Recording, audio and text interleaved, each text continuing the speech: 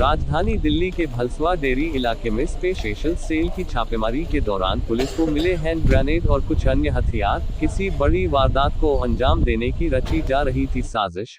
एक दिन पहले जहांगीरपुरी इलाके से पकड़े गए 2 संदिग्ध से जुड़े हुए हैं भलसवा इलाके की छापेमारी के तार। राजधानी दिल्ली के भलसवा डेयरी इलाके में आज भारी मात्रा में पुलिस बल पहुंची तो पूरे इलाके में हड़कंप मच गया। शुरुआती कुछ घंटों में तो किसी के यह समझ नहीं आया कि आखिरकार माजरा क्या है। देखते ही देखते पुलिस के आला अधिकारी भी वहां पहुंचे और कुछ घंटों बाद लोगों को जब मालूम हुआ कि इस घर के अंदर ही किसी वारदात को अंजाम दिया गया है।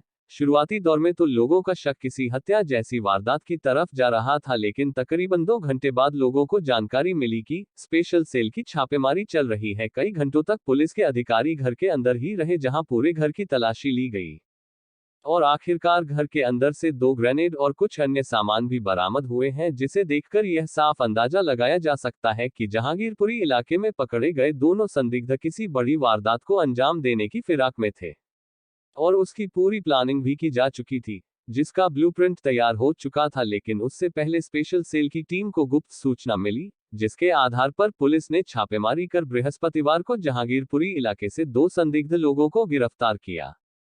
कोर्ट में पेश करने के बाद 14 दिन की पुलिस कस्टडी में भेज दिया गया, जहां पुलिस उनसे पूछताछ कर रही है। इसी दौरान पुलिस को एक और जानकारी मिली कि भलसवा डेयरी इलाके के एक घर से भी इन दोनों के तार जुड़े हुए हैं, जहां आज स्पेशल सेल और अन्य विभाग की पुलिस भी भारी मात्रा में पहुंची और तकरीबन 2 से 3 घंटे तक छापेमारी का दौर चलता रहा। इसके बाद यह साफ हुआ कि दोनों पकड़े गए आरोपी के तार इस घर से जुड़े हुए हैं और घर के अंदर से 2 ग्रेनेड और कुछ अन्य सामान भी बरामद हुए हैं, जो किसी बड़े आतंकी प्लानिंग की तरफ इशारा कर रहे हैं।